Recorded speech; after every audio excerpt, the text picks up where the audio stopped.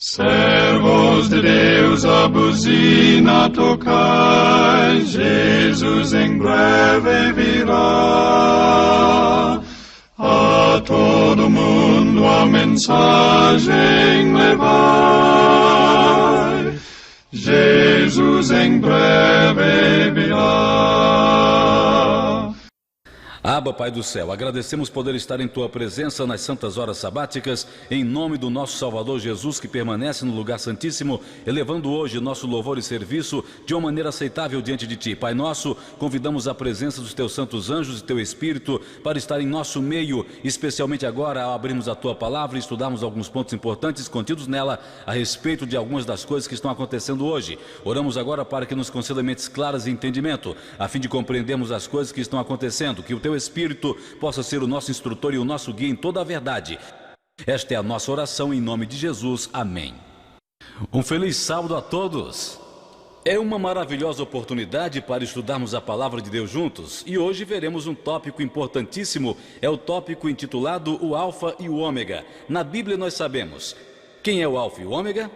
É Jesus Cristo. Assim, o estudo que faremos hoje tratará acerca de certos aspectos sobre Jesus Cristo, mas também veremos um alfa e um ômega, que é descrito como uma heresia. Então estudaremos um pouco da história da igreja e vamos ver o que poderemos aprender que venha em contato com a pessoa e a identidade de Jesus Cristo. É isso que aprenderemos hoje. Então eu queria que você prestasse cuidadosa atenção, porque algumas coisas vão requerer que vocês pensem um pouco. Então não aceitem tudo o que vocês ouvirem, mas exercitem a capacidade de pensar de vocês e pensem e raciocinem nas várias coisas que veremos juntos conforme compartilhamos. E vamos ver o que poderemos entender sobre o que está acontecendo hoje à nossa volta. Nosso primeiro texto está em Eclesiastes, que nos dá instruções sobre o que temos que fazer. Eclesiastes capítulo 1 nos dá instrução acerca de certas coisas e como elas ocorrem. Eclesiastes 1, versos 9 e 10, e lá diz que o que tem sido é o que será, e o que foi feito é o que será feito, e não há nada de novo debaixo do sol. E se existe algo que se possa dizer, veja, isto é novo, já esteve acontecendo na antiguidade antes de nós.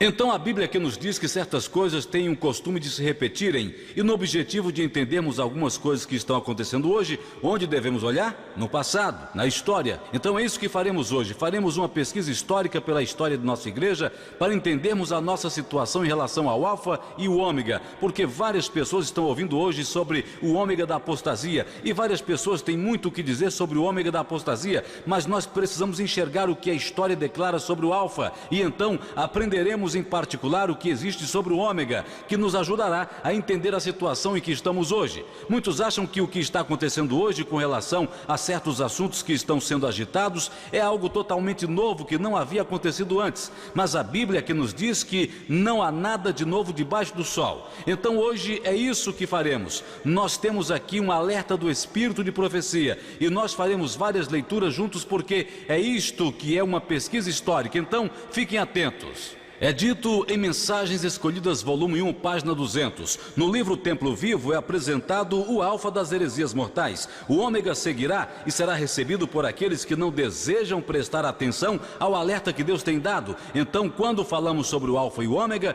estamos falando sobre uma heresia de que tipo? É uma heresia mortal. Você acha que isto é sério? Isto é muito sério. A irmã White nos conta que o ômega será aceito por uma certa classe de pessoas que rejeitam a fazer uma coisa. Que coisa?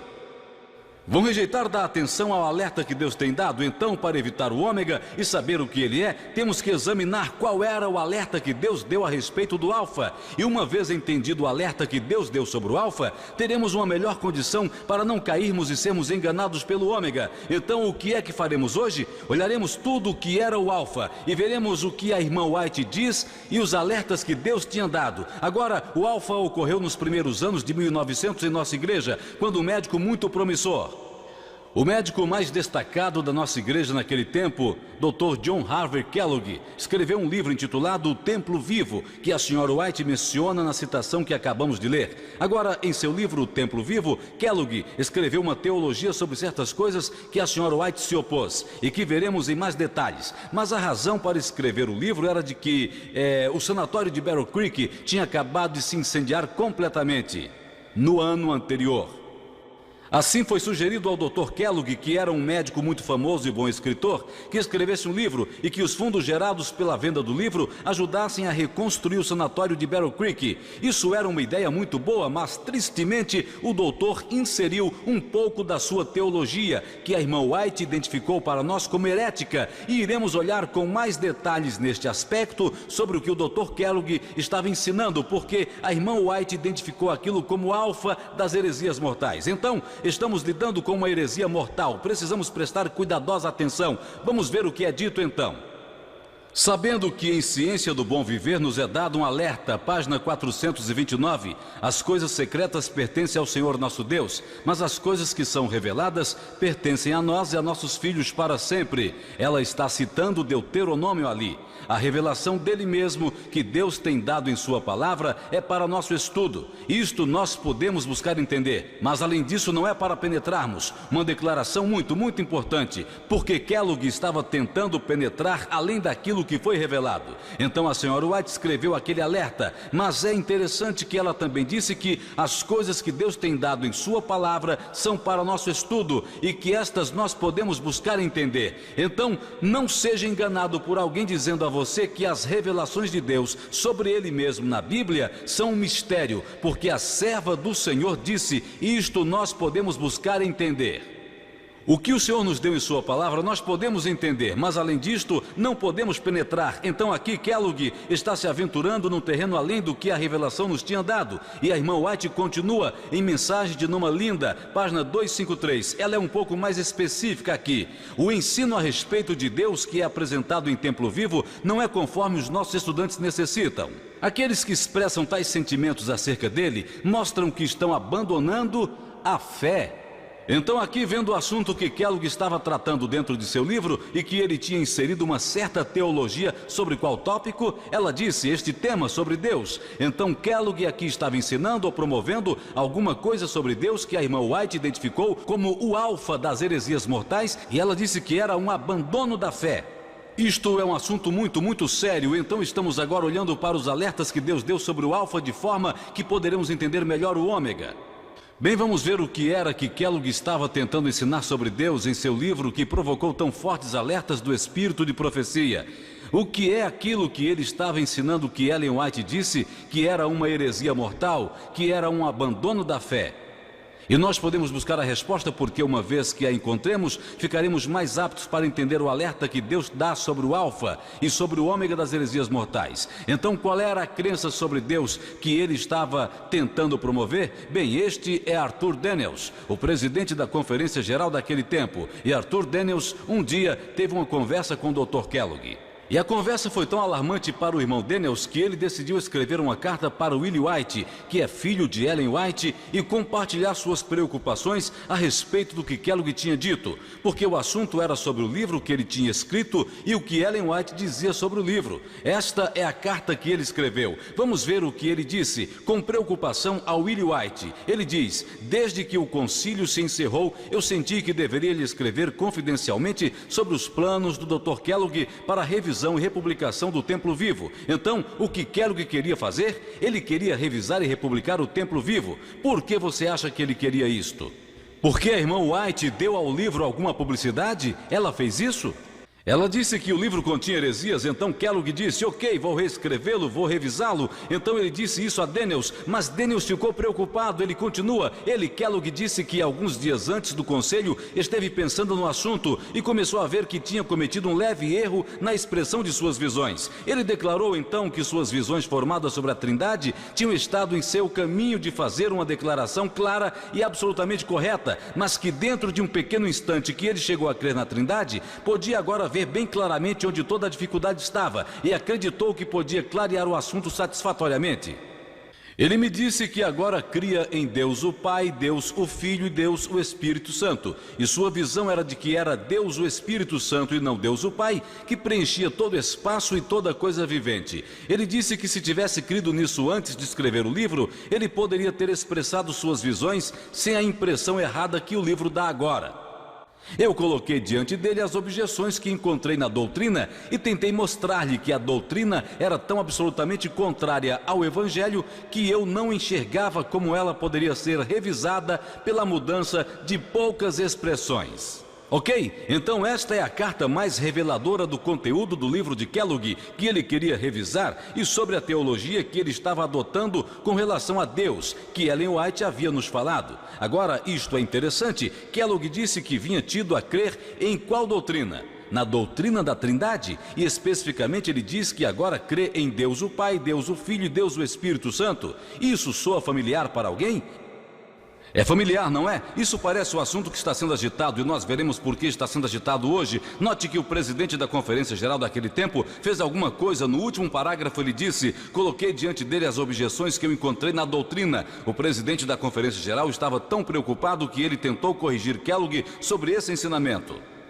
Hoje nós temos pessoas pregando o mesmo ensino de cabeça erguida. É interessante como uma reviravolta pode acontecer, mas nós veremos um pouco mais de perto o que isso significa. Agora, o que a senhora White pensou sobre o que Kellogg tinha dito? Eu irei revisar meu livro. O que eu realmente creio é na Trindade. Eu estou tentando dizer basicamente que eu creio em Deus Pai, Deus Filho e Deus Espírito Santo, e ele queria revisar o livro. Bem, vamos ver o que a irmã White disse sobre isso. Mensagens Escolhidas, volume 1, página 199, 1904. Ela diz: será dito que o templo vivo foi revisado, mas o Senhor me mostrou que o escritor não mudou e que não pode haver unidade entre ele e os ministros do Evangelho, enquanto ele continua a cultivar suas presentes ideias.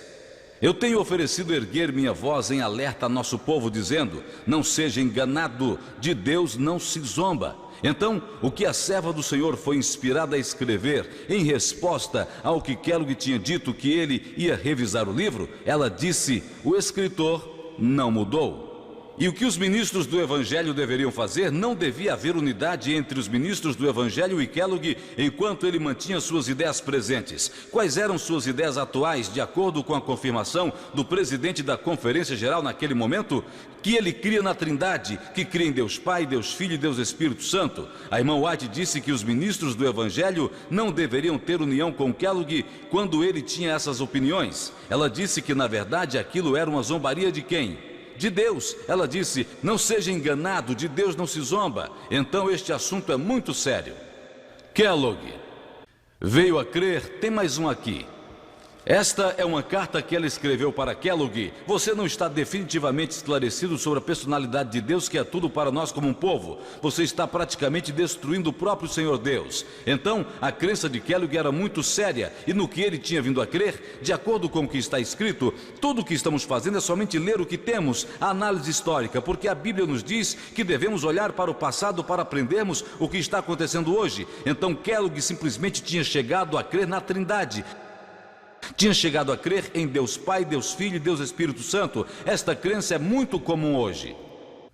E é tão comum que atualmente, quando se começa a alertar a atenção das pessoas para isto, elas começam a ficar um pouco agitadas ou perturbadas. Elas pensam que isso é um fundamento da fé, não percebendo que o diabo tentou trazer esta heresia para dentro da igreja nos primeiros anos de 1900. O que vemos hoje é apenas um espalhamento, conforme a irmã White profetizou que deveria acontecer. Bom, nós iremos ver mais de perto o que ela tem a dizer. Mensagens Escolhidas, volume 1, página 203, ela diz: na controvérsia despertada entre nossos irmãos acerca dos ensinos deste livro, aqueles em favor de permitir uma larga circulação declaram: ele contém os verdadeiros conceitos que a irmã White tem ensinado. Essa afirmação golpeia em cheio meu coração. Me senti de coração quebrantado por saber que esta descrição do assunto não era verdadeira. Então, como resultado do que a irmã White disse sobre o livro, Kellogg, em defesa própria, disse: o que eu estava tentando dizer é realmente a mesma coisa que a irmã White está ensinando. Então, o que foi que ele tentou usar em suporte de seus ensinos?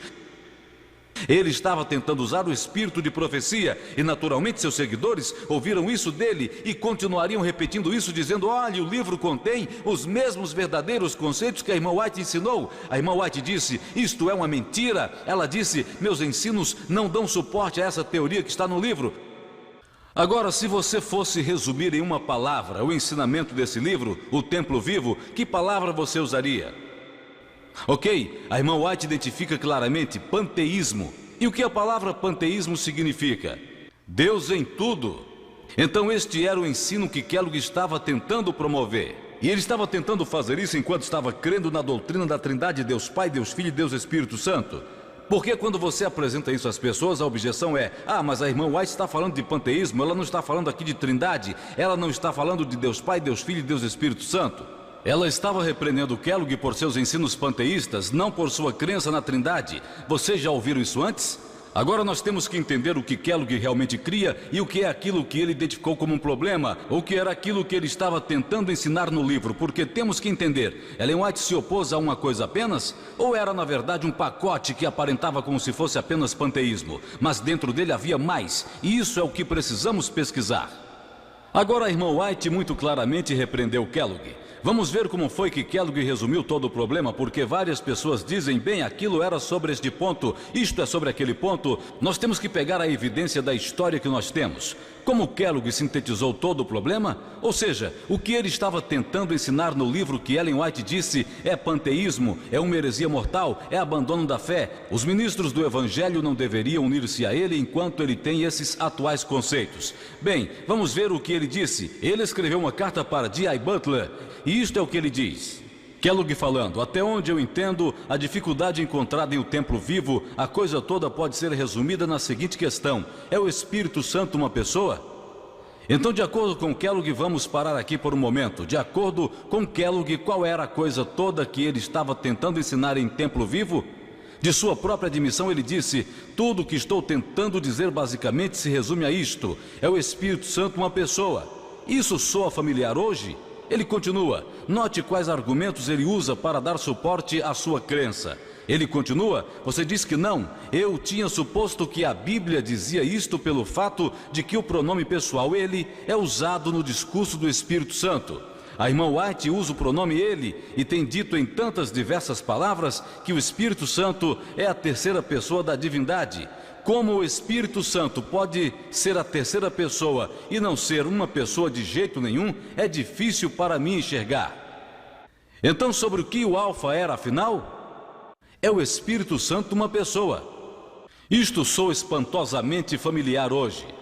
Agora, qual era o argumento que Kellogg estava tentando usar em suporte a esta doutrina? Ele foi ao espírito de profecia, especificamente qual declaração ele estava usando? Que a irmã White disse que o Espírito Santo é a terceira pessoa da divindade. Você já ouviu isso antes? Vi pessoas erguerem a cabeça e dizerem: irmãos, a irmã White disse que o Espírito Santo é a terceira pessoa da divindade, que significa que o Espírito Santo é uma pessoa exatamente como o Pai e o Filho. Bem, não tenha dúvidas, você não é o primeiro a ensinar isso. Kellogg estava fazendo isso em 1903. Então, o grande problema no livro Templo Vivo era sobre a personalidade do Espírito Santo. É o Espírito Santo uma pessoa como o Pai e o Filho ou não? E Kellogg tinha começado a crer que o Espírito Santo era Deus, o Espírito Santo, o indivíduo Deus existente como Deus o Pai e o Filho, formando Deus o Pai, Deus o Filho e Deus o Espírito Santo. Isso, segundo ele, é o grande X da questão no Templo Vivo. A irmã White disse que é o alfa das heresias mortais, e as pessoas pensam hoje que isso não é um assunto importante, que isto é um assunto secundário. Muito claro. Agora é importante entender porque a Bíblia diz que as coisas que foram são aquilo que acontecerão. Aqui estamos vendo Kellogg ensinando que o Espírito Santo é uma pessoa individual como o Pai e o Filho, e ele estava usando as declarações do Espírito de profecia, e ele também estava usando o argumento que a Santa Bíblia e o Espírito de profecia chamam o Espírito Santo ri, não it às vezes. A Bíblia e o Espírito de profecia refere-se ao Espírito Santo como it. Precisamos enxergar que o mesmo raciocínio que foi usado para promover o alfa é usado hoje na continuação do alfa que veremos por nós mesmos aqui. Ok, continuando, o que foi que Ellen White respondeu a isso? Então aqui nós captamos da boca de Kellogg que o problema todo podia ser sintetizado. É sobre o Espírito Santo, era o assunto do momento. Em Mensagens Escolhidas, volume 1, página 203, a irmã White diz: sou compelida a falar em contra dos que clamam que os ensinos de templo vivo podem ser sustentados por declarações dos meus escritos. Qual declaração que Kellogg especificamente usa? A terceira pessoa da divindade. E Ellen White disse: eu nego que esta afirmação dá suporte ao que Kellogg está ensinando. Deus Pai, Deus Filho e Deus Espírito Santo. Você precisa voltar atrás e ler o que o Espírito de Profecia diz, porque Ellen White acabou de falar a você. Esta declaração não tem o significado da conclusão que foi tirada por Kellogg, que o Espírito Santo é uma pessoa, um Deus Espírito Santo.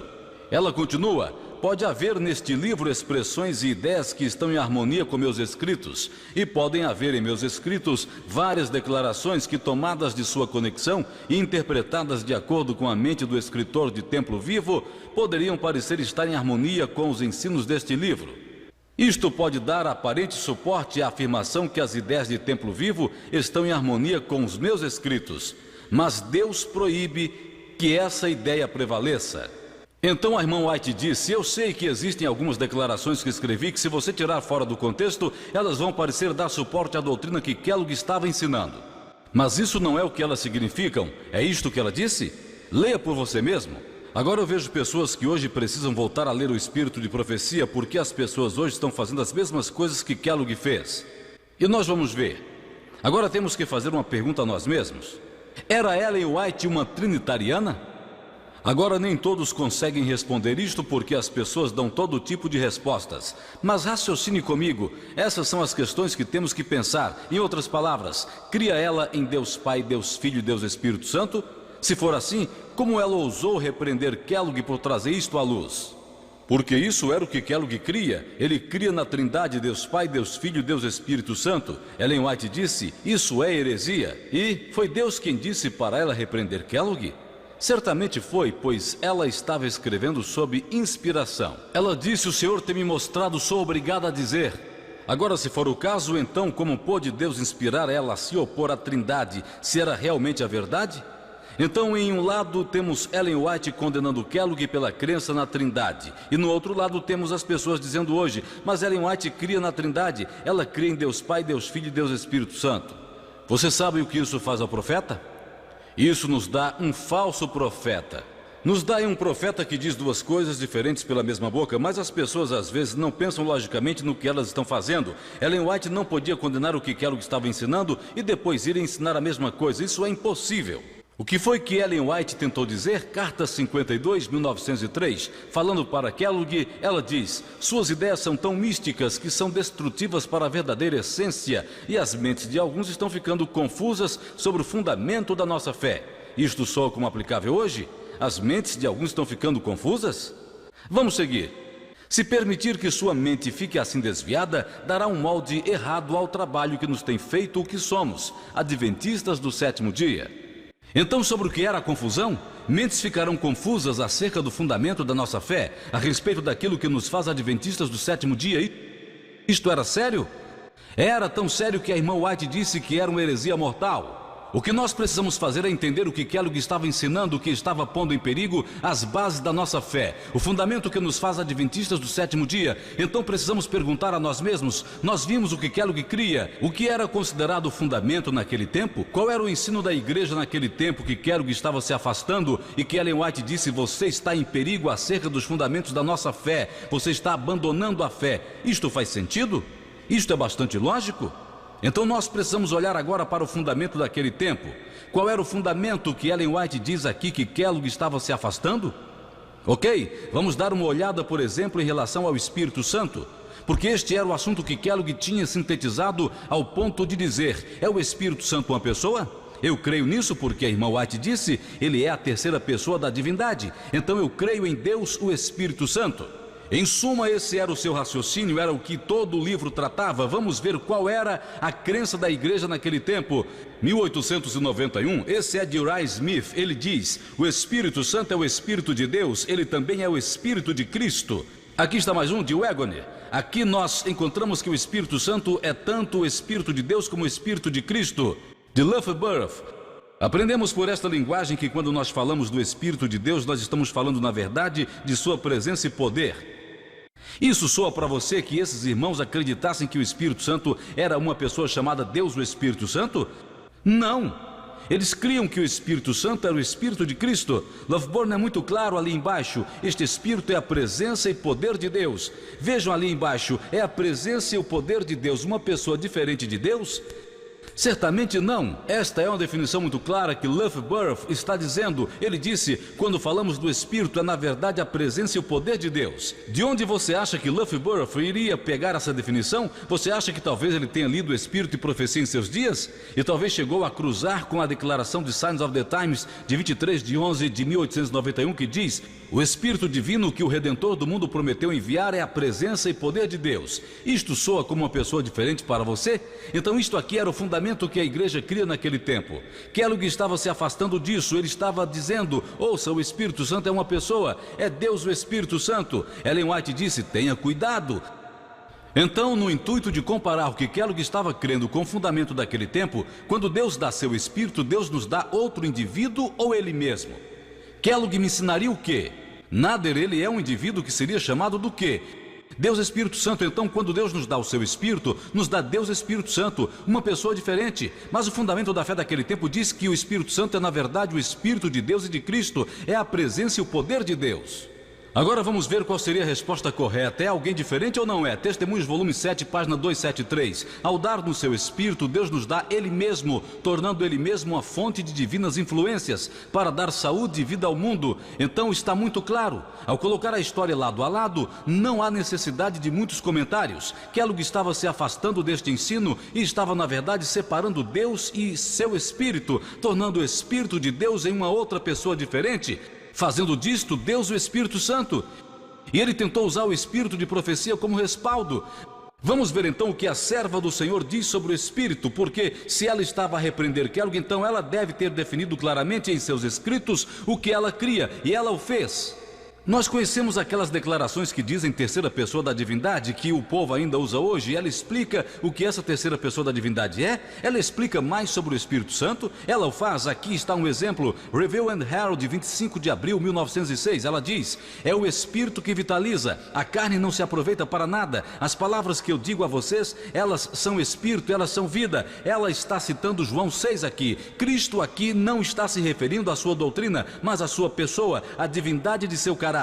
Uma declaração muito esclarecedora. Então, quando Jesus estava falando de seu Espírito, ele disse: é o Espírito que vivifica. A irmã White diz que quando Jesus disse aquilo, ele não estava falando sobre sua doutrina, mas na verdade se referindo à sua pessoa. Agora as pessoas vão querer que você acredite hoje que Jesus estava se referindo a outra pessoa. Viram a diferença?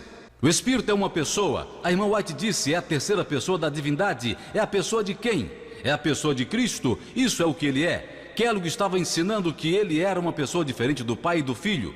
É muito sutil, porque você usa quase as mesmas palavras para descrever duas crenças diferentes. E é por isso que a irmã White disse: isto é uma heresia mortal. Então, quando a irmã White está falando sobre a personalidade do Espírito Santo, ela diz aqui: isto se refere à pessoa de Cristo. Na verdade, é a divindade de seu caráter. Essa é uma declaração muito clara, mas não vamos ficar apenas com uma, vamos procurar por mais. Em A Obra no Sul, 13 de setembro de 1898, que Cristo devia se manifestar a eles e ainda estar invisível ao mundo, era um mistério para os discípulos. Aqui ela está comentando João 14, onde Jesus falava sobre o Confortador que deveria vir. Então isso era um mistério para os discípulos. Eles não podiam entender isto claramente. Eles não poderiam entender as palavras de Cristo em seu sentido espiritual. Eles estavam pensando no externo, na manifestação visível. Eles não podiam se dar conta do fato de que podiam ter a presença de Cristo com eles e ainda ele ficar despercebido pelo mundo. Eles não entenderam o significado de uma manifestação espiritual. Então quem era aquele que iria ter com eles? A presença de Cristo. Nós lemos antes que o Espírito é a presença pessoal de Deus e também a presença de Cristo. É a própria pessoa de Cristo. Então isso é o que Cristo pensava quando disse aos discípulos que ele enviaria um outro Consolador. Ele estava falando sobre seu próprio Espírito, sua própria pessoa que viria até eles invisível. E é isto que a irmã White chamava de terceira pessoa da divindade. A divindade de seu caráter. Então Kellogg entendeu mal essa declaração e tentou usá-la para promover uma certa doutrina que hoje é mais comum do que foi então em nossa igreja. Vamos continuar. Aqui está mais uma, Desejado das Nações 166. Enquanto Jesus ministra no santuário em cima, ele ainda é por seu Espírito ministro da igreja na terra. Ele está afastado dos olhos do sentido, mas sua promessa de despedida é cumprida. Veja, eu estarei com vocês para sempre até o fim do mundo. Agora, de acordo com essa declaração, é uma declaração muito interessante porque ela diz: Jesus é o ministro do santuário de cima, ele é ainda pelo seu Espírito o ministro da igreja da terra. Quantos ministros nós temos de acordo com essa declaração? Somente um. Quem é este? Jesus. Mas ele está trabalhando em duas frentes diferentes. Ele é o ministro do santuário de cima, mas ainda ele é o ministro da igreja na terra pelo seu Espírito. Agora, algumas pessoas acreditam hoje que o Espírito é um indivíduo diferente de Cristo, é um novo ministro. Agora, eu não acredito que nós temos dois ministros, porque a Bíblia diz: existe um Deus e um mediador entre Deus e os homens, o homem Cristo Jesus. Algumas pessoas hoje são forçadas a acreditar em dois mediadores porque elas acreditam que o Espírito Santo é um indivíduo diferente de Cristo, sem perceber que estão na verdade crendo que quando se quebra a ligação entre nós e Cristo, ele não é o único mediador. E agora nós teremos um outro auxiliar, temos dois. A irmã White diz aqui: ele é somente um, não dois. E realmente ela diz isso porque Cristo cumpre sua promessa. Veja, eu estarei com vocês até o fim do mundo. Jesus disse: eu estarei e não outro. Ok, vejamos, existem outros. Review and Herald, 19 de maio de 1904. Cristo declarou que após sua subida enviaria à sua igreja como seu glorioso presente o Confortador, que tomaria seu lugar. Este Confortador é o Espírito Santo, a alma de sua vida, a eficácia de sua igreja, a luz e a vida do mundo. Com seu Espírito, Cristo envia uma influência reconciliadora e um poder que arranca o pecado. Uma definição muito clara, ela diz que esse Confortador que Jesus prometeu enviar é o Espírito Santo.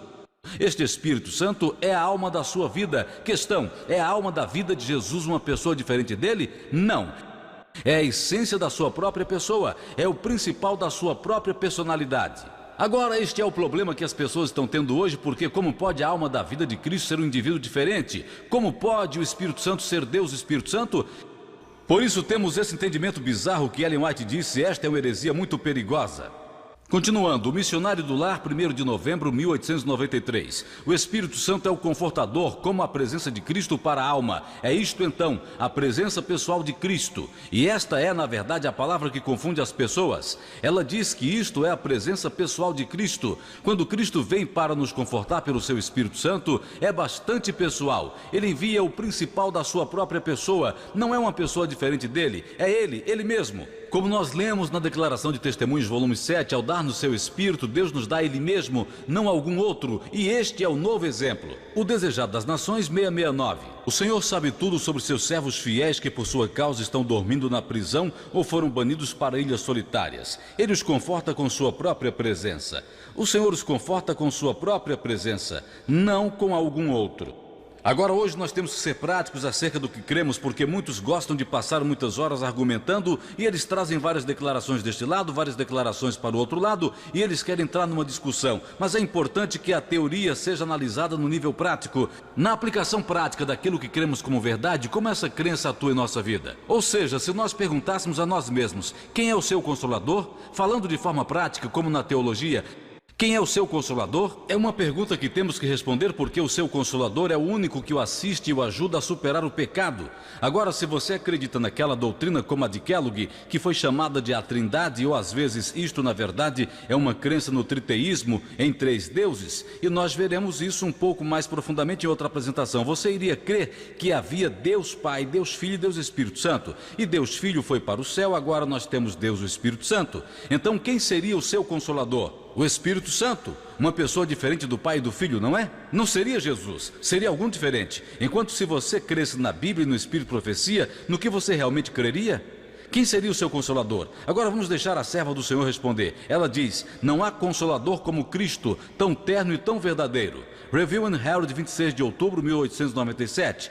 Aqui está outra.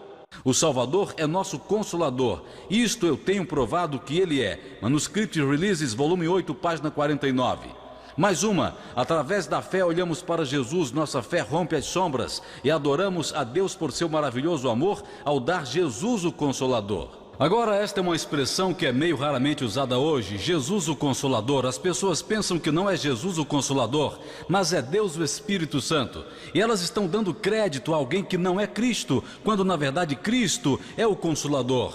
Que situação triste. Você sabe que Jesus é o nosso Consolador, mas nós estamos aqui dando o crédito a um outro chamado Deus Espírito Santo. E quando alguém nos tenta corrigir sobre isso, dizemos: oh não, sua doutrina é muito perigosa. Não é perigoso crer que Jesus é nosso Consolador. É muito perigoso acreditar diferente disso, porque Jesus é o único que foi tentado e provado como nós fomos e venceu.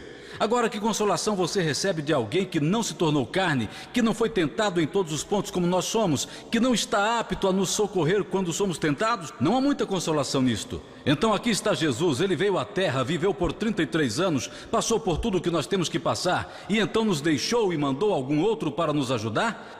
Por que ele não enviou logo esse outro desde o início? Por que ele teve que vir e viver por 33 anos na terra? Mas se você crê na verdade, você vai encontrar que o Espírito de profecia diz que o Espírito Santo é a verdadeira vida de Cristo, é a alma de sua vida, é a sua própria pessoa.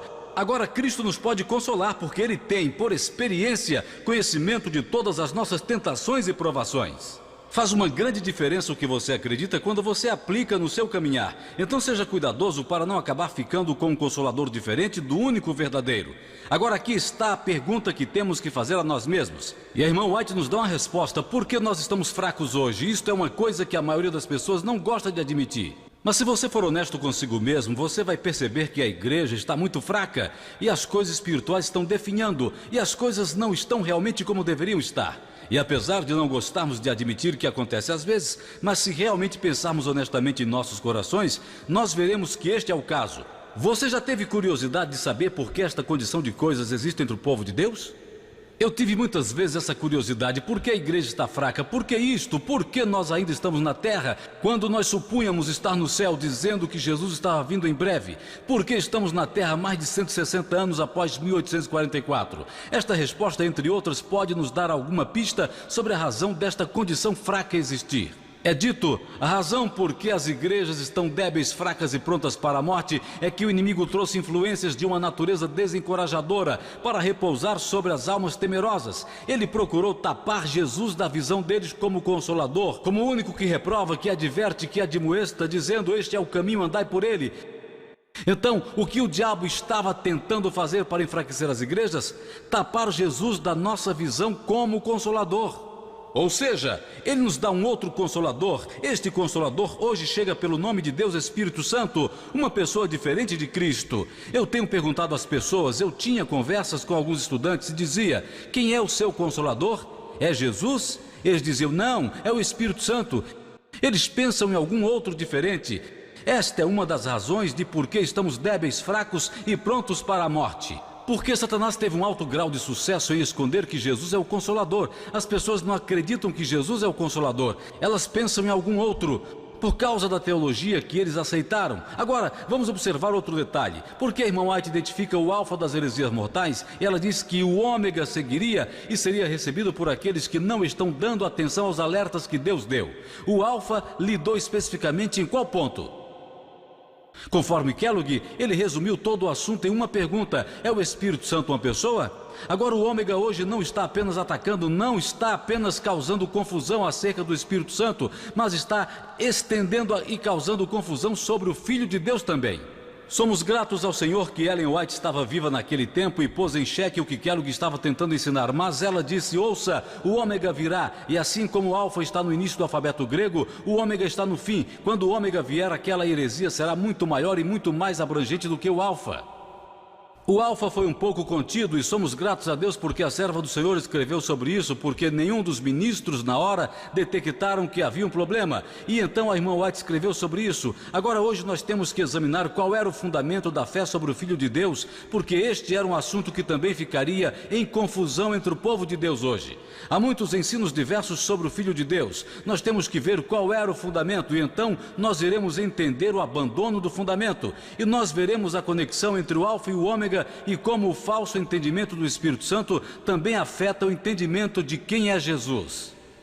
E para entendermos o fundamento, precisamos apenas olhar para alguns escritos. Aqui está um exemplo de Tiago White na Review and Herald, 4 de janeiro de 1881. Ele diz: o pai era maior que o filho pelo fato dele ser o primeiro. O filho era igual com o pai pelo fato dele ter recebido todas as coisas do pai. Uma declaração clara, não precisa de comentário. Essa era a crença deles sobre o Filho de Deus. Eles acreditam que Jesus era, como a Bíblia diz, realmente o Filho de Deus. Hoje as pessoas dizem, isso é uma heresia. Se você realmente crê que Jesus é o Filho de Deus, isso é perigoso, irmão. Bem, vamos ver o que é mais dito sobre o fundamento da nossa fé. Este é John Andrews, e ele diz lá na Review and Herald de novo, 7 de setembro de 1869, e como sendo o Filho de Deus, ele estaria também excluído, porque ele tinha Deus por seu pai, e teve, em algum ponto da eternidade do passado, um princípio de dias. A crença deles no Filho de Deus era muito clara. Eles criam que realmente Jesus era o Filho de Deus, que ele foi gerado de seu pai. O pai é realmente, como a Bíblia diz, o pai de Jesus Cristo. E então Jesus Cristo recebeu todas as coisas de seu pai. Porque essa crença hoje está sendo atacada através do que também é chamado Deus, o Filho. Nós lidamos com Deus Espírito Santo e nós temos um termo muito comum que hoje é usado, um termo não bíblico que o Espírito Profecia nunca usa, chamado Deus Filho. E nós veremos a implicação disto em um momento. Vamos ver um outro detalhe, assim nós não ficamos com apenas um ângulo da visão. Este é J.H. Wagon, ele é o pai de Wagon, o jovem Elliot Wagon, aquele que em 1888, junto com Jones, estava apresentando a mensagem da justificação pela fé. Então este é o seu pai. E este é um comentário que ele fez sobre triteísmo. Agora, o triteísmo é a crença em três deuses, Deus Pai, Deus Filho e Deus Espírito Santo, totalmente sem parentescos. Note que ele diz em Ideia sobre o Batismo, em 1878, ocorreu algo muito cedo que tornou a doutrina da Trindade em triteísmo. Isso é com respeito aos primeiros séculos, e ao invés de três pessoas divinas, como na teologia do Pai, Filho e Espírito Santo, resultou em três seres colaterais, coúnicos e auto-originados, fazendo deles três princípios absolutos e independentes, sem qualquer relação de pai e filho, que é a mais adequada noção de três deuses. Muito claro. Quando nós chegamos a três seres colaterais, ou o que é hoje denominado seres coiguais, que são todos auto-originados, e quando você destrói a relação de pai e filho, você acaba tendo na verdade três deuses. Então nossos pioneiros foram contra a doutrina da Trindade, como você irá encontrar em alguns livros e literatura. Mas muitos hoje pensam que os pioneiros foram contra apenas a doutrina católica da Trindade. Mas que a Trindade que nós cremos hoje, os pioneiros não foram contra. Você já ouviu isso alguma vez? Aqui nós vemos que os pioneiros foram contra todos os tipos de Trindade, incluindo o triteísmo, incluindo a crença em três seres divinos que não se relacionam como pai e filho, que resulta em três deuses. Ou seja, quando você destrói o relacionamento pai e filho, quando dizemos que isso é uma metáfora, quando dizemos que isso é simbólico, quando dizemos que é apenas profético, quando dizemos que é apenas um papel, quando dizemos todas essas coisas, na verdade estamos destruindo o relacionamento pai e filho. Você chega a três deuses. Kellogg acreditava em Deus Pai, Deus Filho e Deus Espírito Santo. Então é importante entender que os pioneiros não somente rejeitaram a Trindade católica, mas eles rejeitaram as outras formas que são comuns hoje. E as pessoas hoje, para confundir o assunto ainda mais, elas não se referem à sua doutrina como a Trindade. Elas dizem, nós não cremos na Trindade, nós cremos na divindade. E quando elas dizem divindade, elas creem em Deus Pai, Deus Filho e Deus Espírito Santo. É sobre isso que o Wagon está dizendo aqui. Vamos continuar. Este é um artigo de Loughborough, Objeções à Trindade, Review and Herald de 1861. Ele diz ali, porque ele está se opondo à Trindade. Estas são as razões que ele dá. É contrária ao senso comum, é contrária à Escritura, sua origem é pagã e mitológica. Não é muito coerente ao senso comum falar de três sendo um e um sendo três, ou como alguns expressam chamando Deus como o Deus triuno, ou Deus três em um. Se Pai, Filho e Espírito Santo são cada um Deus, seriam três deuses, pois 3 vezes 1 não é 1, mas 3. Que é muito lógico, se Deus Pai, Deus Filho e Deus Espírito Santo são todos deuses, nós temos 3 deuses. E nós temos um sério problema com o primeiro mandamento que diz, não terás outros deuses diante de nós. É assim? Diante de mim. Ok, realmente temos um problema então, para tentar reconciliar. Então nós temos 3 deuses, pois 3 vezes 1 não é 1, mas 3. Este é da Review and Herald de 5 de novembro de 1861. Este é Wagon, o filho de J.H. Wagon. Vamos ver o que ele diz acerca do Filho de Deus. Mas note que nós vamos encontrar uma tendência muito comum em todos os escritos. Eles todos creem a mesma coisa, que foi uma base comum que todos eles criam e assinavam embaixo. Isto é o que ele diz. Esta é Sinais dos Tempos, 8 de abril de 1889. Ele diz... Embora ambos sejam da mesma natureza, o Pai é primeiro no tocante ao tempo. Ele também é maior pelo fato de que não teve início, enquanto que a personalidade de Cristo teve início. Por que é assim? Porque Cristo foi gerado de seu Pai, ele saiu do seu Pai. Agora, o Egoni diz aqui que ambos são da mesma natureza, ou seja, ele cria na divindade de Cristo? Claro que sim. Agora as pessoas hoje fazem a acusação de que aqueles que realmente acreditam no que a Bíblia diz, de que Jesus é o Filho de Deus, que eles não acreditam realmente na divindade de Cristo. Que demonstração pobre de capacidade de raciocínio. Jesus é o Filho de Deus, ele tem a mesma exata natureza de seu Pai. Se você ler em qualquer lugar da literatura um material sobre este tópico que está disponível aqui, você vai descobrir que a divindade de Cristo é muito fortemente sustentada. O Egner fez a mesma coisa, ele disse, olha, eles são da mesma natureza, não podemos negar isto, mas ele continua sendo o Filho de Deus, não podemos negar tampouco. Agora as pessoas hoje tentam sustentar a divindade de Cristo, ao na verdade negar que ele é o Filho, o que gera um problema muito sério, porque se Jesus não foi gerado do seu Pai, ele não herdou a natureza divina dele. Então me diga, de onde no mundo ele a conseguiu? Então você diz que ele é Deus por ele mesmo. Bem, você acabou de criar 3 deuses. É disso que os pioneiros estavam falando. A maior evidência e prova para a divindade de Cristo é o fato de que ele é o Filho de Deus. Ele herdou todas as coisas de seu Pai, e então ele tem a mesma exata natureza que seu Pai. Aqui está o que o Egoni continua dizendo. Está em seu livro Cristo e Sua Justiça, páginas 19 a 24. Havia um tempo quando Cristo saiu e veio de Deus do seio do Pai, mas esse tempo foi tão distante nos dias da eternidade que para uma finita compreensão é praticamente sem começo. Agora essas duas declarações, alguém pode pensar que o Egoni está quase se contradizendo, porque na primeira ele disse a personalidade de Cristo teve um início, mas agora ele diz, olha, era tão distante que para nós é praticamente, nós quase podemos dizer, era sem início. Mas essas declarações não se contradizem, elas na verdade se harmonizam. Elas mostram que essa crença, esse evento foi tão distante que para nós, para a finita compreensão, está além da nossa computação humana, está além do nosso cálculo, não pode ser medido por anos ou por símbolos matemáticos como o espírito de profecia diz. E praticamente falando, poderia ser sem princípio porque é muito distante. Mas isso não nega o fato daquilo que realmente ocorreu, que realmente teve lugar. Havia um ponto em que Cristo realmente foi gerado de seu Pai, e isto é apenas a leitura das crenças que os pioneiros tinham. Precisamos nos questionar que muitas pessoas dizem, sim, está tudo muito certo, mas o espírito de profecia não está de acordo com esses irmãos que estavam ensinando isso sobre Jesus. Temos que fazer esta pergunta a nós mesmos. Ela estava de acordo ou não? O simples fato de que eles iam para a igreja juntos deveria dizer alguma coisa, mas não é convincente o bastante para as pessoas. O fato de que eles oravam juntos e tinham estudos bíblicos juntos deveria ser uma evidência, mas vamos ver algumas evidências mais sólidas. Aqui está a declaração de Egoni, que nós não lemos esta é mais uma de seu livro Cristo e Sua Justiça, página 20. E veja cuidadosamente o que é dito. Os anjos são filhos de Deus, assim como Adão, pela criação. Cristãos são filhos de Deus por adoção. Mas Cristo é o Filho de Deus por nascimento. E assim, Cristo é a expressa imagem da pessoa do Pai. Muito claro, diz o que ele acreditava. Que ano foi?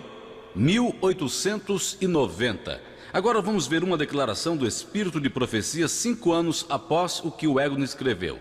Em Sinais dos Tempos, 30 de maio de 1895, veja cuidadosamente o que ela diz. Deus amou tanto o mundo que deu seu Filho unigênito, não um filho por criação como foram os anjos, nem um filho por adoção, como é o pecador arrependido, mas o Filho gerado na expressa imagem da pessoa do Pai. Estas declarações estão aqui coloridas e você pode realmente comparar cada cor. Você acha que esses dois autores acreditam? Talvez, quem sabe, na mesma coisa acerca de Cristo.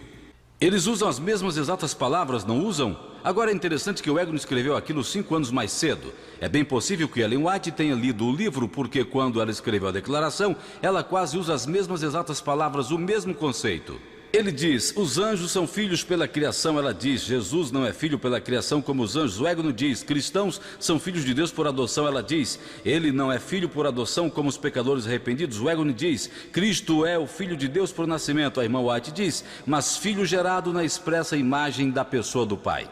Isso nos diz que a palavra gerado significa criado? É isso? É o que algumas pessoas querem que você acredite. Elas dizem, gerado significa criado, irmão. Você está dizendo que Jesus é criado? Bem, se você simplesmente procurar no dicionário o que a palavra gerado significa, vai descobrir que significa justamente o que o ego não quis dizer. Significa nascimento. A palavra unigênito não significa criado, porque se você olhar aquela declaração com cuidado, você vai descobrir que a senhora White faz sob inspiração, faz uma distinção divina entre a palavra gerado e criado. Então, seja cuidadoso quando você diz que gerado é igual a criado, porque a inspiração divina diz que gerado é diferente de criado, porque é dito no início daquela declaração, ele não é um filho pela criação, mas ele é o filho gerado. Então não fique confundindo o povo de Deus dizendo gerado é criado, quando o espírito de profecia sob inspiração faz uma clara distinção. Você está dando falso testemunho. É melhor você tomar cuidado para não misturar gerado com criado.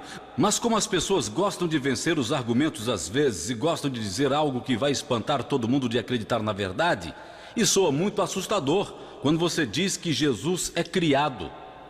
Quando você crê na verdade bíblica que Jesus é gerado, algumas pessoas dizem, você está dizendo que ele é criado. Bem, não é o que estamos dizendo. A Bíblia diz, ele é gerado, e o profeta diz, é diferente de criado. Então seja mais cuidadoso com o que você repete e com o que você está compartilhando. Jesus é o filho por nascimento, ele não é criado. Há uma clara diferença. Ellen White foi trinitariana? Ela ensinou o triteísmo? Porque quando mostra essa evidência, as pessoas ainda dizem, espere um minuto, que era o que estava lá. Mas hoje temos textos claros do Espírito de Profecia de que Ellen White era realmente uma crente em Deus Pai, Deus Filho e Deus Espírito Santo, um trio de seres divinos individuais. E eles têm algumas declarações que pensam dar suporte a isso. Mas temos que nos questionar. Vamos ler algumas declarações agora e vamos pensar. Poderia uma pessoa que acreditava em tal doutrina, a doutrina de três seres individuais, em três deuses, ou Deus Pai, Deus Filho e Deus Espírito Santo, poderia tal pessoa fazer declarações como estas? Vamos examinar. Esta é de Instrutor da Juventude, 16 de dezembro de 1897. Desde a eternidade havia uma completa unidade entre o Pai e o Filho. Eles eram dois, mas muito perto de ser idênticos. Dois em individualidade, mas um em espírito, coração e caráter. Aqui temos uma declaração que menciona Pai, Filho e Espírito. Diz que o Pai e o Filho eram quantos? Dois, e muito perto de serem idênticos. O que isso quer dizer? Não exatamente idênticos, apenas uma curta distância de serem idênticos. E então diz, eles eram dois em individualidade, porém um em espírito. Você se lembra do que os pioneiros disseram? O Espírito Santo é, na verdade, o Espírito de Deus e o Espírito de Cristo, ou seja, o Pai e o Filho compartilham o mesmo Espírito. A palavra Espírito na Bíblia significa vida. Se você procurar vida, significa mente, significa a pessoa de Deus, a personalidade de Deus, quando se trata do Espírito Santo. Então aqui vemos que não está sendo ensinado que o Espírito Santo é um ser individual como o Pai e o Filho. Eram dois, mas um em espírito. Mas esta não é a única declaração. Vamos olhar mais uma. Prestem muita atenção nesta aqui. Este é o grande conflito, página 493. Todo mundo já deve ter lido esta declaração. Cristo, a palavra, o único gerado de Deus, era um com o Pai eterno, um em natureza, em caráter e em propósito, o único ser em todo o universo que poderia entrar em todos os conselhos e propósitos de Deus. Está muito claro, Jesus é o único ser em todo o universo que pode entrar nos conselhos de Deus. Agora, se você crê que o Espírito Santo é um ser como o Pai e o Filho, como fica isso de que ele não pode entrar nos conselhos de Deus? Poderia ser que a sua crença não está curada? Sim, é bem possível, porque foi dito que os conselhos de Deus incluem somente quantos? Dois, o Pai e o Filho. O Pai e o Filho compartilham o mesmo Espírito. Mas se você não crê que o Espírito Santo é um ser individual como o Pai e o Filho, e na verdade crê que o Espírito Santo é a presença e o poder de Deus, é sua própria presença pessoal pela qual ele nos conforta, então você não tem nenhum problema em entender que o Espírito Santo sim existe. Este é outro problema. Várias pessoas dizem, você está dizendo que Deus, o Espírito Santo, não existe. Isso é uma coisa estranha de se acreditar. Como alguém pode acreditar que não existe Espírito Santo enquanto eles têm a Bíblia nas mãos? Existe Espírito Santo, mas existe uma compreensão errada e outra correta sobre o Espírito Santo. E é uma compreensão errada que Kellogg ensinava e que está sendo muito ensinada hoje, que o Espírito Santo é um ser individual chamado Deus Espírito Santo. Mas o entendimento correto sim mantém que existe um Espírito Santo, é o Espírito de Deus, o Espírito de Cristo, a presença pessoal do Pai e do Filho. Mas vamos ler mais, ainda não é suficiente, vamos olhar outra, aqui está. Instrutor da Juventude, 7 de julho de 1898, somente o Pai e o Filho devem ser exaltados. Isso é claro, somente o Pai e o Filho devem ser exaltados. Então o que eu presumo fazer com Deus Espírito Santo? Percebe que as pessoas hoje estão muito inconsistentes na sua crença? Se você crê em Deus Pai, Deus Filho e Deus Espírito Santo, e você pretende adorar a Deus, você vai adorar a quem? Pai, Filho e Espírito Santo? Você vai exaltar o Pai, o Filho e o Espírito Santo, mas o Espírito Santo inspirou esta declaração e diz a você: Pai e Filho somente devem ser exaltados. Veja que o Espírito Santo é a inspiração por trás das declarações que estamos lendo. Do Espírito Santo é que estamos falando, e o Espírito Santo sabe quem ele é, se podemos colocar assim. Se somente o Pai e o Filho devem ser exaltados, então você está em um sério problema, porque você está mantendo uma adoração a Deus Espírito Santo, que você crê ser um Deus individual, exatamente como o Pai e o Filho são. Mas vamos ler mais outra. Aqui está uma muito clara, Testemunhos, volume 8, página 268, 1898. Deus é o Pai de Cristo. Cristo é o Filho de Deus. A Cristo foi dada uma posição exaltada, ele foi feito igual ao Pai. Todos os conselhos de Deus estão abertos a seu Filho. Isso soa como se fosse feito por alguém que crê na Trindade, triteísmo? As pessoas hoje, Deus é realmente o Pai de Cristo e que Cristo é o Filho de Deus? Note que é para repetição para o nível das crianças, não é? Diz as mesmas palavras, mas na ordem inversa, deixando claro. O espírito de profecia está dizendo: ouça, é muito simples, Deus é o Pai de Cristo, Cristo é o Filho de Deus. Tornando simples, você não precisa ficar confuso sobre isso. E ainda assim as pessoas continuam confusas hoje. Isso triste. E diz: a Cristo foi dada uma posição exaltada, ele foi feito igual ao Pai. E quantas pessoas acreditam nisso hoje? Eles acreditam na doutrina da Trindade, em Deus Pai, Deus Filho e Deus Espírito Santo. É dito bem aqui, de acordo com a inspiração, a Cristo foi dada uma posição exaltada, ele foi tornado igual ao Pai. Isso foi bem antes dele ter vindo à Terra, porque alguns dizem: isso foi quando ele voltou para o céu, não é? Bem, você leu o contexto da declaração. Isso foi no céu, anterior à vinda à Terra. Vamos ver, há mais alguma? Sinais dos Tempos, 14 de outubro de 1897. É muito clara. O único ser que era um com Deus viveu a lei na humanidade, reduzido à vida humilde de um trabalhador comum e labutado na bancada de carpinteiro com seu pai terreal. Quem é este? Cristo. Ela disse: Cristo é o único ser que era um com Deus. Mas você ainda crê que existe algum outro? Isso é muito perigoso. Porque aqui diz o único ser, mas nós sabemos que existe um ser que quis ser também igual ao Pai e ao Filho. Sim, existe algum outro de fato, mas ele não se achava um com Deus. E ele perdeu seu lugar no céu porque ele tentou fazer isso pela força. Então nós temos declarações muito claras. Seja cuidadoso antes de acusar o espírito de profecia de dar suporte às suas crenças como Kellogg fez. Porque se ela tivesse viva hoje, ela diria: irmão, não é isso que significa. Mensagens Escolhidas, volume 2. Aqui está uma profecia sobre o ômega. Nós olhamos para o alfa, olhamos para a história, olhamos para o fundamento, olhamos para doutrinas que podem ser afetadas pelo que Kellogg cria, porque nós vamos fazer a aplicação para hoje e entender o que está acontecendo hoje, causando confusão entre o povo de Deus. Esta profecia é muito conhecida. Mensagens Escolhidas, volume 1, páginas 204, 205, 1903. O inimigo das almas tem procurado trazer a suposição de que uma grande reforma deveria ser feita entre os adventistas do sétimo dia, e que esta reforma consistiria em abandonar as doutrinas que se erguem como os pilares da nossa fé e se engajar em um processo de reorganização. Se esta reforma ocorrer, qual será o resultado? Os princípios da verdade que Deus em sua sabedoria deu à igreja remanescente seriam descartados. Nossa religião seria mudada. Você sabia que, apesar de ser um adventista do sétimo dia, você tem uma religião diferente daquela que Deus estabeleceu? Diz que nossa religião seria mudada. Como você acha que eles irão chamar a nova religião? Como você acha que o diabo vai chamar a nova religião para fazê-la mais enganadora possível? Ora, ele vai chamá-la justamente Adventista do sétimo dia. É simples, nós só vamos mudar a religião, mas manteremos o mesmo rótulo. E nós temos confusão ocorrendo hoje. A maneira mais fácil de mudar as religiões é apenas mudar os deuses. Se você trocou os deuses, você trocou as religiões. Nossa religião seria mudada. Os fundamentos que estiveram sustentando a obra por 50 anos, após 1853, seriam considerados como erro. Eu tenho ouvido as pessoas dizerem: bom, pois é, os pioneiros, sabe, todos estavam errados, nós temos a verdade agora, nós avançamos. Bom, isso é ótimo, porque o espírito de profecia profetizou que nós faríamos isso, mas ela disse que seria dado crédito ao inimigo das nossas almas, seria uma apostasia do fundamento da fé. Então devemos ter cuidado com o que está ocorrendo, com as coisas que ouvimos. Continuando, ela vai em frente.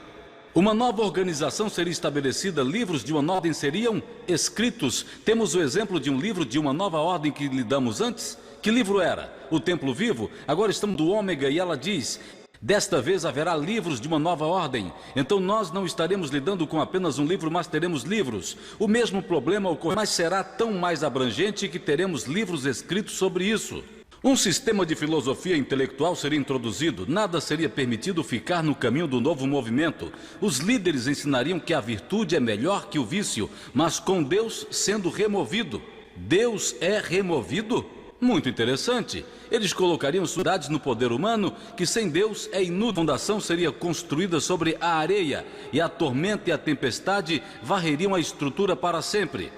Temos aqui a profecia sobre o movimento que será deslocado da rocha firme e será colocado sobre a areia. Para fazerem isso, eles vão com os princípios fundamentais como o erro, eles vão escrever novos livros e eles vão mudar. Deus será retirado. Agora vamos ver quais são alguns exemplos desses novos livros de ordem que foram escritos mais atualmente hoje. A irmã White, aqui está um exemplo, Questões sobre Doutrina, o livro escrito nos anos 55. Se você abrir as páginas desse livro, você encontrará que há uma crença lá que fala sobre a Trindade. Exatamente o que Kellogg estava ensinando, e um pouco mais atualizado. E temos um novo livro ali no meio, chamado A Trindade. E este é um livro de autores da Universidade Andrews. 3 doutores. Fala sobre a doutrina da Trindade. Fala sobre Deus Pai, Deus Filho e Deus Espírito Santo. Aqui está um outro livro que talvez seja mais comum para atividades de self-support, defendendo a Trindade.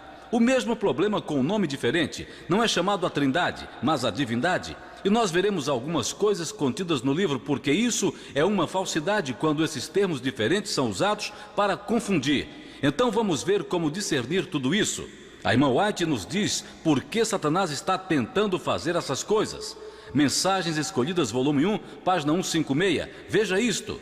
Satanás está determinado que os homens não devem enxergar o amor de Deus que o levou a dar seu Filho unigênito para salvar uma raça perdida, porque é a bondade de Deus que leva os homens ao arrependimento. O que Satanás determinou fazer? Que você não veja o amor de Deus dando o seu Filho unigênito.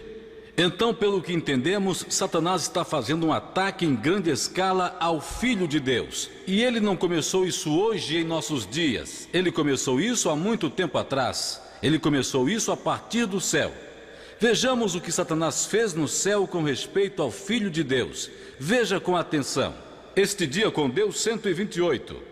Os anjos foram expulsos do céu porque eles não trabalhariam em harmonia com Deus. Eles caíram de sua posição elevada porque desejavam ser exaltados. Eles chegaram a exaltar a si mesmos e se esqueceram que sua beleza de personalidade e caráter viera do Senhor Jesus. Este fato, os anjos caídos iriam obscurecer que Cristo foi o único Filho gerado de Deus, e eles decidiram que não iriam consultar a Cristo. Quem foi o líder desses anjos? Lúcifer. E ele está decidido que você não deve enxergar o amor de Deus que o levou a dar seu único filho gerado. Lúcifer começou atacando o fato de Jesus ser o único filho gerado de Deus, desde os primórdios no céu. Note o que eles querem fazer. Diz aqui que este fato, os anjos caídos iriam obscurecer, que Cristo era o único filho gerado de Deus.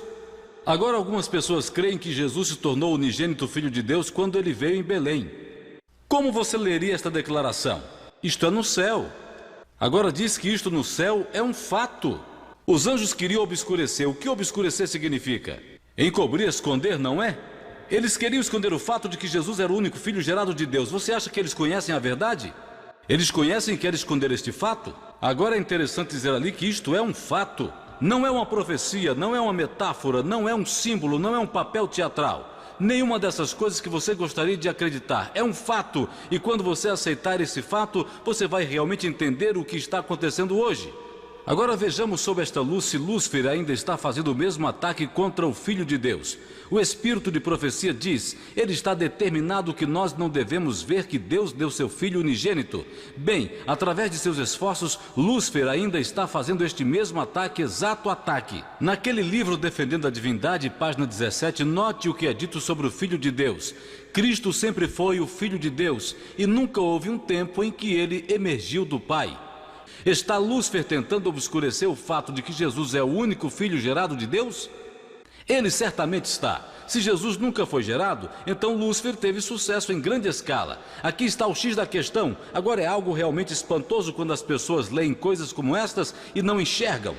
O mesmo livro, nas páginas 11 e 12, diz: o segundo problema era, qual era o primeiro problema? Que Jesus era o Filho de Deus. Então eles lidaram com aquele problema com a negação total. Assim o problema 1 foi corrigido. O problema 2 é o fato de que havia 3 na divindade. É difícil se identificar com 3 líderes. Pense nisto por um momento. Por exemplo, como o homem caído poderia orar a 3 deuses? Houve necessidade de um padrão especial, assim os humanos olhariam para um Deus soberano como o Senhor de tudo em suas vidas. Bom, é admitido a introdução do livro de que há uma crença em 3 deuses. Agora, honestamente, sabe, eu me preocupo se não há de fato uma necessidade de levantar aqui, abrir a Bíblia e dizer ao povo: ouça, irmão, está errado crer em 3 deuses. Eu acho isso incrivelmente irônico. Eu honestamente creio que esse tipo de assunto já foi tratado na escola sabatina.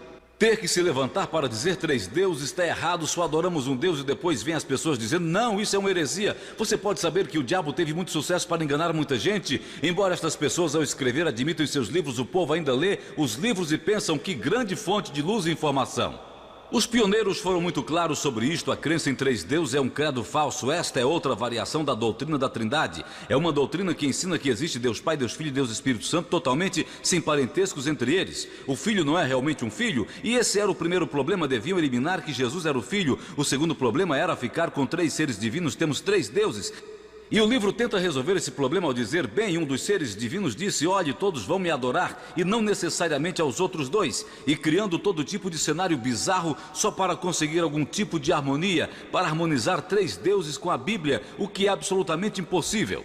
Bem, em Materiais de 1888, página 1633, Ellen White diz muito claramente: não há lugar para deuses no céu acima. Não há lugar para deuses no céu acima. Isso parece óbvio, mas o Espírito Santo a inspirou a escrever isso por razões óbvias. Deus é o único Deus verdadeiro. Ele preenche todo o céu. Aqueles que agora se submetem à sua vontade verão a sua face, e seu nome estará nas testas de todos que são puros e santos. Enquanto há pessoas ensinando que existem 3 deuses, Ellen White diz: ouçam, não há lugar para deuses em cima no céu. Deus é o único Deus verdadeiro. De quem ela está falando? Deus o Pai. João 17,3 diz. Jesus, falando de seu Pai, diz: que possam te conhecer como o único Deus verdadeiro. João 3,17. A próxima evidência disso é que ele disse: eles verão a sua face e seu nome estará aonde? Nas suas testas. Em Apocalipse 14,1 diz que os 144.000 tinham o nome do seu Pai nas suas frontes. Esse é o Pai de Jesus. Estamos falando aqui do Pai, e foi dito: não existem deuses acima. Deus o Pai é o único Deus verdadeiro, e nós já vimos isso antes, que Deus é o Pai de Cristo e Cristo é o Filho de Deus. Vamos ver. Lembre-se que nós lemos essas declarações apenas para compará-las de forma clara. Nós lemos isso antes. Kellogg resumiu o problema todo dizendo: todo o problema do alfa, só estamos conectando os pontos entre o alfa e o ômega. Todo o problema do alfa, o que eu queria dizer é basicamente o Espírito Santo, uma pessoa. É o ensino dele. Qual argumento ele usou? Ele disse: bem, ele é chamado Ri na Bíblia e no Espírito de Profecia. E a própria Ellen White disse: a terceira pessoa da divindade. Mas Ellen White disse que não cria nisso. Agora note como o ômega faz uma reaparição, e note a similaridade nos argumentos. A irmã White diz: o templo vivo contém o alfa destas teorias. Eu sei que o ômega o seguiria em pouco tempo, e eu temi por nosso povo.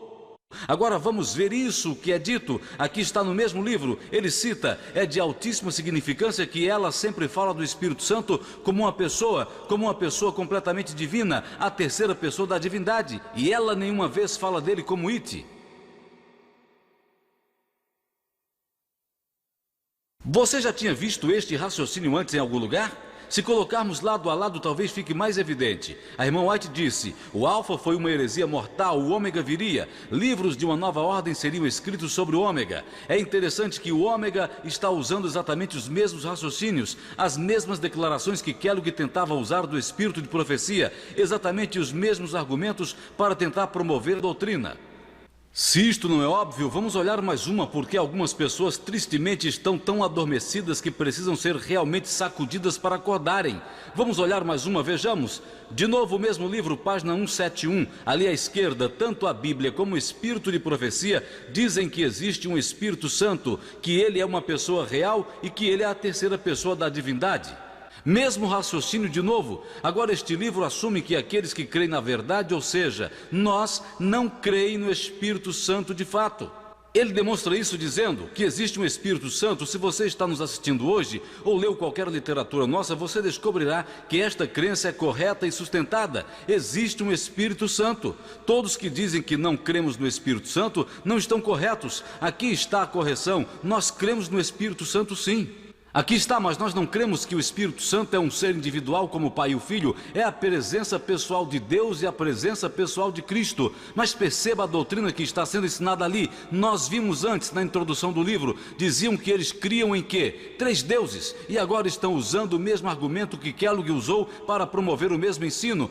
Agora, você pode ficar especulando sobre o que o ômega poderia ser. Você pode dizer que ele é a nova teologia, é o movimento Celebration, é isso ou aquilo que está acontecendo na igreja. Ok, tudo bem, mas você precisa ser acurado. Quando você coloca o alfa e os alertas que Deus nos deu, você descobre que o ômega não é tão difícil de ser identificado. Está na frente de nossos olhos, usando os mesmos próprios argumentos que Kellogg dizia em seus dias. Mas vamos continuar. Aqui está mais uma. Kellogg ensinou, é um trecho da carta lida antes, que ele cria em Deus Pai, Deus Filho e Deus Espírito Santo. Vamos examinar. Tem o ômega relação com esta marca ou não? Página 91, mesmo livro. Deus Pai, Deus Filho e Deus Espírito Santo são coeternos e um em natureza e propósito, mas não são uma única pessoa. Ou seja, eles são 3 pessoas diferentes. Tal declaração ficaria em total concordância com a Bíblia e o Espírito Profecia. Você lembra de alguém que disse isso em seus dias? A irmã White disse: desculpe, irmão, não. Deus proíbe que essa ideia prevaleça. Meus escritos não apoiam essa doutrina ou esse ensino.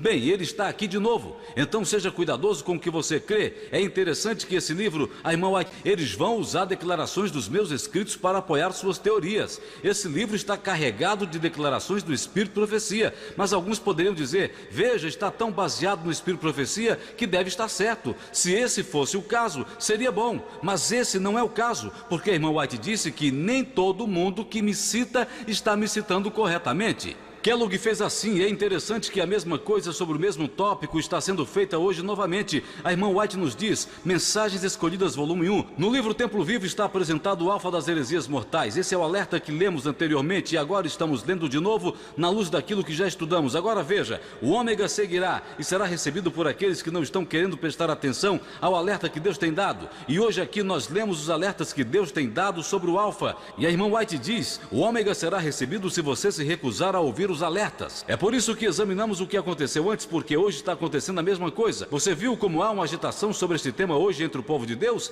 Isso não é coincidência ou acaso, isso foi profetizado. E a irmã White nos contou sobre isso há muito tempo atrás. Está acontecendo diante dos nossos olhos. Aqui está o alerta com o qual deveríamos estar bem familiarizados. Nada temos a temer quanto ao futuro, exceto se esquecermos a maneira com que o Senhor nos tem guiado e seus ensinos em nossa história passada. Life Sketches, página 196 e Review in Herald, 12 de outubro de 1905. Então algumas pessoas estão se esquecendo da forma como Deus nos tem guiado, esquecendo seus ensinos, que é o porquê de fazermos o que estamos fazendo. Isso é para informar as pessoas e avisar: ouçam, irmãos, a profecia está se cumprindo e você não vai querer que ela se cumpra na sua vida. Você não vai querer que ela te pegue desprevenido. Aqui estão os pontos-chave da profecia que vimos, basicamente. Desistir das doutrinas pilares da nossa fé, princípios da verdade seriam descartados, nossa religião seria mudada, princípios fundamentais após 1853 considerados como erros, uma nova organização seria estabelecida, livros de uma nova ordem seriam escritos, nós vimos isso, um sistema de filosofia intelectual seria introduzido, Deus será retirado, o fundamento será destruído na areia e desmoronará. E nós temos o exemplo bíblico em Mateus 7, 24 a 27, não precisa ir lá por devido ao nosso tempo, mas uma olhada rápida. Em Mateus 7 fala sobre o homem sábio que construiu sobre a rocha. E o homem tolo construiu sua areia, e a casa que ficou na rocha aguentou, e a casa que ficou na areia desmoronou. Temos que ter certeza que estamos construindo sobre a rocha hoje. Eu quero dizer uma coisa, não importa quantas pessoas estão construindo sobre a areia continua sendo areia. Porque alguns começam a se preocupar que se a maioria das pessoas está construindo na areia, talvez seja mais seguro lá. Ou seja, vão dizer, mas ninguém acredita no que você está dizendo. Vocês são apenas uns poucos e todo mundo aqui crê na Trindade. Todas as pessoas do mundo podem ter construído na areia como gostam, ainda que você seja o único que construiu na rocha, você construiu melhor. A areia, diz a Bíblia, é um fundamento movediço. A tormenta e a tempestade vão varrer a estrutura. E a rocha que nós temos em Mateus 16, quando Jesus perguntou aos seus discípulos: quem vocês dizem que eu sou? Pedro respondeu: tu és o Cristo, o Filho do Deus vivo. Jesus respondeu: o quê? Isso foi uma revelação divina do meu Pai no céu. E eu vou fazer uma coisa, Pedro, vou basear minha igreja nessa rocha. Mas se você não acredita que Jesus é o Filho de Deus, você está rejeitando a rocha na qual Jesus está construindo sua igreja. Assim temos que estar cientes destas coisas que estão acontecendo no nosso meio. Permitam-me olhar de perto algumas declarações do Espírito de profecia como um alerta para algumas pessoas, porque em alguns casos você vai apresentar evidência após evidência após evidência e ainda assim as pessoas continuam resistindo a aceitar, por alguma razão ou outra. Vamos ler o que é dito, Mensagens Escolhidas, volume 1, página 201. Aquele que declarou que sua verdade brilharia para sempre, proclamará esta verdade através de mensageiros fiéis, que darão à trombeta um sonido certo. A verdade será criticada, desprezada e escarnecida, mas quanto mais de perto for examinada, mais brilhará. Assim, algumas pessoas podem ridicularizar a verdade, criticar, escarnecer e desprezar, mas ela brilhará mais, conforme é examinada. É exatamente isso que está acontecendo hoje. Aqui está um outro alerta, Mensagens Escolhidas, volume 1, página 72. Dá-nos uma razão de por que certas pessoas não aceitam algumas coisas. Obstinação e orgulho de opinião levam muitos a rejeitar a luz do céu. Que duas coisas? Obstinação e orgulho de opinião. Qual seria outra palavra para obstinação? Egoísmo? Ou talvez ser muito teimoso? Só faço o que eu quero? Não tem outro jeito? Isso e orgulho de opinião levam muitos a rejeitar a luz do céu. Eles aderem a ideias acariciadas, interpretações fantasiosas das Escrituras e perigosas heresias. Hoje nós examinamos uma perigosa heresia, tão perigosa que foi rotulada como heresia mortal. Diz que algumas pessoas se apegarão a essas heresias e se um testemunho é fornecido para corrigir estes erros, eles querem, como muitos nos dias de Cristo, ir embora descontentes. Um testemunho foi dado hoje, através do Espírito de profecia que estamos lendo, para corrigir algumas dessas heresias hoje. É triste que quando compartilhamos isto com algumas pessoas, elas ficam estressadas e alguns dizem: não fale comigo sobre isto nunca mais.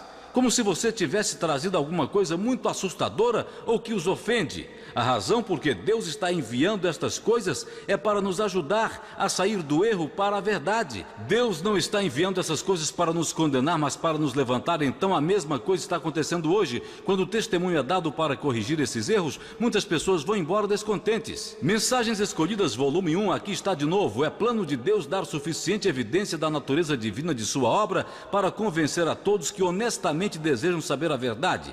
Se você realmente quer saber a verdade, Deus dará suficiente evidência para que você veja a verdade, mas Ele nunca remove toda a oportunidade para a dúvida. Todos os que desejam pôr em dúvida e contestar encontrarão chance. Por outro lado, se quiser sentar e ficar argumentando, escrevendo livros, dissertações e artigos, você pode fazer isso. Deus disse que não vai remover toda a evidência para duvidar. Ele não remove toda a oportunidade para a dúvida, mas nossa posição e nosso alvo não é sentar e questionar e contestar e argumentar e debater por horas. Nossa posição é somente dar a verdade, dar o testemunho da verdade. Deus deu a você um caminho livre, uma mente e raciocínio. Então você pode pensar e decidir e responder por você mesmo diante de Deus.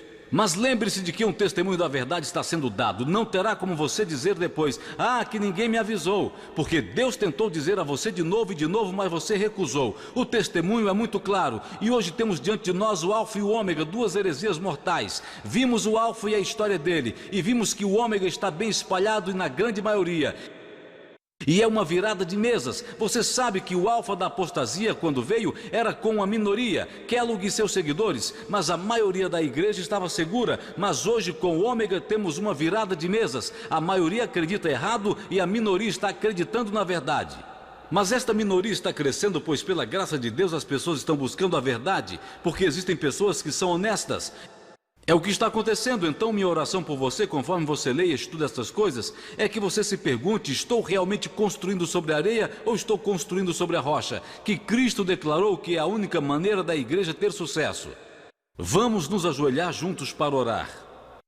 Bendito Pai que estás no céu, muitas graças por Jesus Cristo, teu Filho unigênito, que não retiveste de nós, mas deste-o para mostrar o quanto nos tens amado.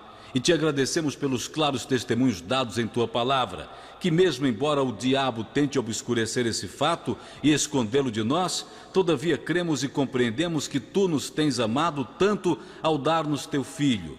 Nós oramos, Pai, pelas almas que estudarão e ouvirão as palavras desta mensagem, e para que eles possam ver, através da influência do Teu Espírito, onde está a verdade. O acerto de contas não está longe no futuro e as provas ainda persistem. Oramos para que alguma alma compreenda a sua real condição e se mova da areia para o firme e sólido fundamento, a rocha, Jesus Cristo, Filho de Deus. Essa é a nossa oração no nome do nosso muito maravilhoso e bendito Redentor, Jesus Cristo. Amém.